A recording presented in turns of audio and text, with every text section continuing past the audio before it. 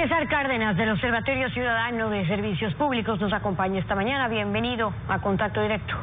Muchas gracias, Estefi, por la oportunidad de decirle al pueblo ecuatoriano, toda una serie de irregularidades que ha venido cometiendo el padre Tuárez desde el año pasado. Buenos días. El 21 de junio usted, junto a Jorge Rodríguez y Ricardo Ramírez de la Comisión Anticorrupción, presentaron a la Comisión de Fiscalización de la Asamblea este pedido para que se investigue el caso del sacerdote José Carlos Tuárez. Hoy es el presidente del Consejo de Participación Ciudadana. En esa denuncia usted argumenta que Tuárez puso en su hoja de vida cargos y funciones que no corresponden a la verdad. ¿Cómo pudieron verificar eso? Bueno, desde noviembre del año pasado, 2018, nosotros, como veeduría que vigila el cumplimiento del mandato popular y el referéndum, presentamos una serie de observaciones al proceso de postulación que hizo el Consejo Nacional Electoral y la revisión de los documentos de cada uno de los postulantes. Y ahí advertíamos de una serie de irregularidades que estaba cometiendo la comisión que estaba justamente calificando esos documentos. Lamentablemente el Consejo Nacional Electoral Transitorio nunca hizo nada al respecto. José Carlos Tuárez dice que toda la información que él entregó fue revisada de forma exhaustiva por el Consejo Nacional Electoral. ¿Cómo pasó entonces él tener estos documentos, si es que era el caso, de no verificar que eran reales los cargos o los títulos? Nosotros en el informe de noviembre ponemos que la Comisión Verificadora no revisó, no hizo absolutamente una revisión exhaustiva para constatar la veracidad y legitimidad de los documentos presentados por el entonces postulantes a ser candidatos del Consejo de Participación Ciudadana. ¿Pero de qué cargos estamos hablando? ¿Cuánto incide en la calificación o en los requisitos que debía cumplir para postularse como consejero del Consejo Nacional Electoral? ¿De qué cargos estamos hablando? Bueno, el sacerdote presentó en su hoja de vida algunos cargos y funciones que son importantes para avalizar la experiencia que tiene como postulante y luego como candidato al Consejo de Participación Ciudadana. Por ejemplo, puso que él fue director administrativo del convento San Esteban de Salamanca, pero sin embargo tenemos una certificación vía correo electrónico del prior de ese convento que dice que nunca fue director administrativo de ese convento. Por otra parte también la radio La Voz del Santuario, el sacerdote puso que él fue director de esta radio, pero sin embargo tenemos esta certificación que dice textualmente que nunca fue director de la radio. Asimismo también hubo, él puso en su currículum, en su hoja de vida, bajo declaración notarizada, que eso realmente es bastante complicado, porque uno cuando notaría o notariza algo, dice que es la verdad. Pero lamentablemente, por ejemplo, la unidad educativa San Fernando, él dijo que era rector de esa unidad educativa y tenemos el certificado de que nunca fue rector. Entonces estamos hablando, y además de eso también otras cosas mucho más graves, como por ejemplo que él siempre se ha adjudicado el hecho de que es párroco de la parroquia Santo Domingo de Guzmán, y tenemos la certificación de la parroquia de que nunca ha sido párroco de esa parroquia. Ahora, en su caso, usted dice, esto lo presentamos en noviembre, y vale aclarar entonces que no es la primera vez que presenta reparos a la candidatura de José Carlos Tuárez, porque en su defensa él decía, en cambio, ¿por qué no presentaron en su momento, en el momento de las impugnaciones, cuando él justamente estaba concursando, si tenían tan claras estas prohibiciones? A ver, nosotros como veedores no podemos impugnar, no podemos entorpecer ningún proceso electoral. Esa es una de las limitaciones como veedores acreditados se tiene ante el mismo Consejo de Participación Ciudadana. Expliquemos eso, ¿por qué? Porque justamente la fase de impugnación es importante para eso, para que si se conoce que algún candidato no cumple con los requisitos o está en el supuesto de que así sea, falseando a la verdad, justamente sean los observatorios o las veedurías quienes puedan ser parte de. Lamentablemente el reglamento de veedurías no nos permite hacer eso, y eso es una prohibición de carácter legal y reglamentaria. Pero el error se cometió desde el principio. La Comisión de Verificación de los Requisitos realmente hizo un mal trabajo.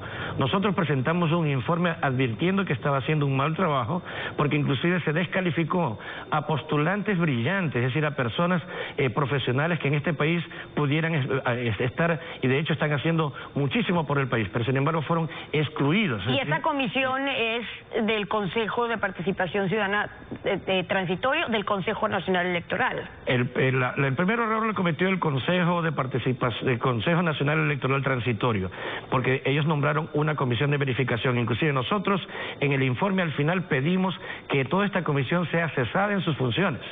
Es decir, ya advertimos, y hasta aquí el documento que fue presentado se debió tiempo al Consejo Nacional Electoral. Entonces sí estamos hablando de una omisión en la que el Consejo Nacional Electoral Transitorio tiene responsabilidad, pero también el Consejo Nacional Electoral Definitivo, porque todo el mundo sabía.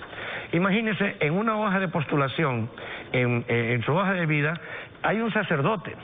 Y nuestro Estado es laico desde la definición. A ver, sobre eso, ustedes argumentan que está en curso en las prohibiciones del Consejo de Participación por el artículo 21, que dice que no pueden desempeñarse como consejeros los representantes de cultos religiosos. Pero, nuevamente, esto también lo revisó el Consejo Nacional Electoral y no vio impedimento.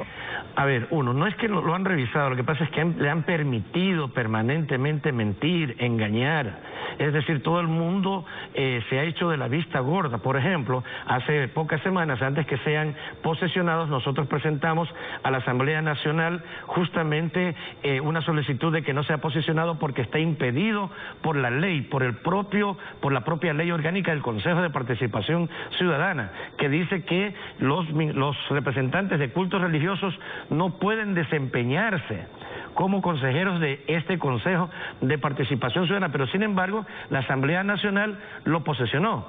Y esta es la tercera vez, ya con apoyo de la Comisión Nacional Anticorrupción, que le estamos pidiendo a la Asamblea Nacional que lo investigue, que le haga juicio político y le destituya. Pero ahí hay varios pedidos. Uno, digamos, de los presentados, uno son para que se investigue, otro para que sea destituido del cargo. ¿Con qué argumentos de destitución? Y de ser ese el caso, ¿qué es lo que correspondería ahora?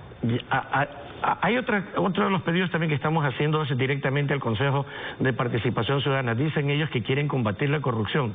Esto que estamos presentando es un hecho de corrupción evidente, falsear la verdad, engañar al pueblo, valerse del hábito de manera permanente para convencer a los usuarios para que voten por el curita.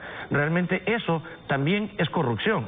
Yo invito al Consejo de Participación Ciudadana en pleno para que ellos traten esto en una de sus reuniones y realmente lo destituyan, porque eso es lo que procede. Él no puede desempeñarse ni como consejero ni como presidente del Consejo de Participación Ciudadana. Ese es el pedido del Consejo de Participación. Y ahora a la Asamblea, porque lo presentaron a la Comisión de Fiscalización. A la Asamblea es que proceda a investigarlo y que proceda a las otras sanciones que dan lugar, es decir, inclusive hasta hay acciones de tipo penal que las autoridades deben hacerlo. Nosotros los ciudadanos estamos cumpliendo con nuestro rol de denunciar, de poner en evidencia, de entregar a las autoridades documentos, pruebas que les permitan hacer su trabajo, que la Asamblea Nacional haga su trabajo, que el Consejo Nacional Electoral haga su trabajo, bueno, que el Consejo de Participación también haga su trabajo. Pero desde el Consejo de Participación, en cambio, ya se han pronunciado ciertas voces diciendo que creen que estas denuncias en realidad lo que buscan es restarle legitimidad al Consejo, es parte de la campaña para eliminar al Consejo de Participación, porque tienen afán de revisar lo actuado por el Consejo Transitorio, aun cuando la Corte blindó las decisiones del Consejo Transitorio. ¿Qué dice usted sobre eso? Nosotros como organización, el Observatorio y yo como persona siempre hemos defendido la existencia del Consejo de Participación Ciudadana porque es una herramienta útil. Lamentablemente fue pervertida durante los últimos 10 años. Fue convertida en una tienda para nombrar autoridades que sean cómplices, encubridoras, para cubrirse con un manto de impunidad. Eso no puede seguir pasando. El Consejo de Participación Ciudadana tiene la misión histórica de transformar esa realidad, de hacer cosas distintas. Ellos dicen que van a combatir la corrupción, que empiecen por casa, por favor, porque realmente los ciudadanos, al menos nosotros, no queremos que el Consejo desaparezca, pero con comportamientos de esta naturaleza, con representantes de esta naturaleza que mienten, engañan, que inclusive hasta son capaces de hacer otras cosas que a su debido momento ya están saliendo y van a salir, realmente es una complicación para quienes creemos en la participación ciudadana. Pero la verdadera participación no es esa maniquea, esa utilizada en la que solamente se benefician un partido o un movimiento político. César Cárdenas, del Observatorio Ciudadano de Servicios Públicos, hoy en Contacto Directo. Gracias por haber estado con nosotros.